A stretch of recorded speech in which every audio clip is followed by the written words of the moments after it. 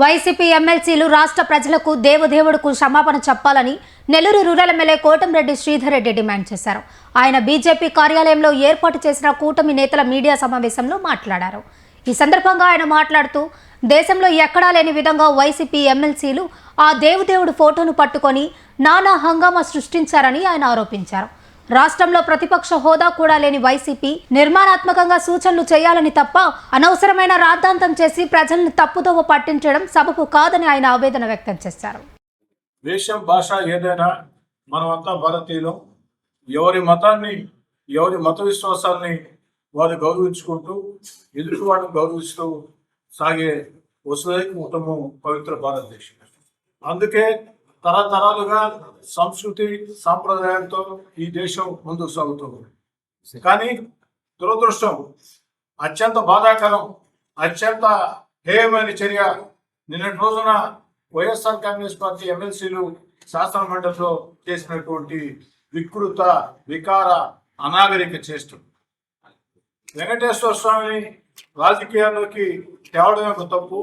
నాకు తెలిసి శాసనసభలో కానీ శాసన మండలిలో కానీ ఏనాడు కూడా ప్రజా సమస్యల మీద ప్లే కార్డులు పట్టుకున్న సాంప్రదాయాలు ఉన్నాయి. కానీ రాజకీయ భేదాలు విభేదాలతో రాజకీయ వాదాలతో పట్టుకున్న ప్లే కార్డులు ఉన్నాయి. కానీ ఏ రోజు కూడా ఏ దేవుడి ఫోటోని పట్టుకున్నటువంటి చరిత్ర ఈ రాష్ట్ర శాసనసభకు కానీ శాసన మండలికి కానీ బహుశా ఈ దేశంలోనే ఏ శాసనసభ ఏ శాసన మండలి భారతదేశ లోక్సభలో కూడా ఎప్పుడు కూడా పరిస్థితి రాలేదు. ఒక దుర్మార్గంగా ఏదైతే ఆంధ్ర రాష్ట్రాన్ని చంద్రబాబు నాయుడు గారు అన్ని రకాల ముందుకు తీసుకుపోతున్నాడు. గత వైఎస్ఆర్ కాంగ్రెస్ పార్టీ విధానాలతో రాష్ట్రం ఆర్థికంగా దివాలా తీసిన ఈ రోజు చంద్రబాబు గారు ముఖ్యమంత్రి కాకుండా, ఏదైతే కేంద్రంలో ఎన్డీఏ ప్రభుత్వం కాకుండా, నరేంద్ర మోడీ గారు ప్రధానమంత్రి కాకుండా, అదేవిధంగా అన్నిటికీ ఈ ప్రభుత్వానికి సహకరిస్తున్నటువంటి ఉప ముఖ్యమంత్రి పవన్ కళ్యాణ్ గారు కాకుండా ఎవరు ముఖ్యమంత్రిగా ఈ యొక్క ఆంధ్ర రాష్ట్రంలో మళ్ళీ వైఎస్ఆర్ కాంగ్రెస్ పార్టీ గాని ముఖ్యమంత్రిగా వచ్చి ఉంటే ఆంధ్ర రాష్ట్రంలో జీతాలు ఇచ్చే పరిస్థితి కూడా లేదు.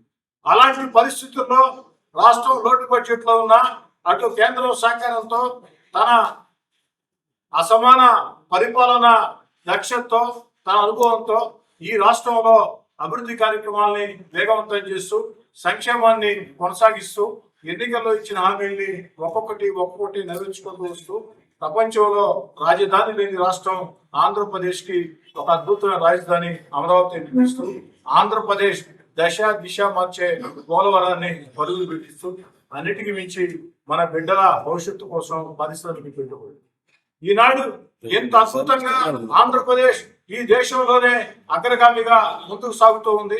అన్నిటికీ మించి గత 30 ఏళ్ల ముందు చంద్రబాబు నాయుడు గారు కంప్యూటర్లు అంటే చాలా మంది ఎగతాళి చేశారు, కంప్యూటర్లు కూడు పెడతాయని. మరి ఆ తర్వాత అదే కంప్యూటర్లు గూడులు పెట్టాయి, దిశ మార్చాయి. మరి ఈనాడు క్వాంటమ్ వ్యాలీ భవిష్యత్ అని క్వాంటమ్ వ్యాలీ అంటూ ఈ దేశంలో కాదు ఈ ప్రపంచంలోనే క్వాంటమ్ వ్యాలీకి ఆంధ్రప్రదేశ్ ని ఒక హబ్ గా మార్చే ప్రయత్నం చంద్రబాబు నాయుడు గారు చేస్తూ ఉంటే ఒక ప్రతిపక్ష పార్టీగా, ఎందుకంటే ప్రతిపక్ష హోదా మీకు ఇవ్వాల, కనీసం ప్రతిపక్ష పార్టీగా ఏదైనా ఆ యొక్క పరిపాలనలో లోటుపాట్లు ఉంటే చూపించాల్సిన బాధ్యత వైఎస్ఆర్ కాంగ్రెస్ పార్టీ, తప్పులుంటే చెప్పాల్సిన బాధ్యత ఉంది. అలా కాకుండా అడ్డగోలుగా ప్రతి నిత్యం కూడా రకరకాల సమస్యల్ని తీసుకుని వస్తూ ఆ యొక్క ప్రభుత్వం చేసే మంచిని ప్రజల్లో పోకుండా అడ్డుపడుతూ అనేక రకాల వికారపు చేష్టలకి వికృత చేష్టలకి పాల్పడుతూ ఉన్నారు. నిన్నటి రోజున శాసనసభలో ఆ దేవుణ్ణి తీసుకురావటమే కాకుండా వెంకటేశ్వర స్వామి ఆ ఫోటోల్ని ఆ టేబుల్ మీద ఇస్తున్నట్టు. ఇంకా ఆశ్చర్యం ఏంటంటే మండలి ప్రతిపక్ష నేత బొత్స గారు మా సభ్యుడు ఏ ఒక్కరైనా చెప్పులు కానీ బూట్లు కానీ వేసుకుని వెంకటేశ్వర స్వామిని ఫోటో పట్టుకుంటే చూపించాలి ఆధారాలు, దేనికైనా మేము సిద్ధం అన్నారు. అంతకంటే ఆధారాలు ఏం కావాలని చెప్పి అడుగుతూ ఉన్నా. బొత్స గారు మాట తప్పవద్దు. ఆంధ్ర రాష్ట్రంలో ఒక సీనియర్ నాయకుడిగా మీరు ఉన్నారు. మీరే చెప్పారు నిన్నటి రోజున మేము చెప్పులు తీసి పక్కన పెట్టి దేవుడి ఫోటో పట్టుకున్నాం.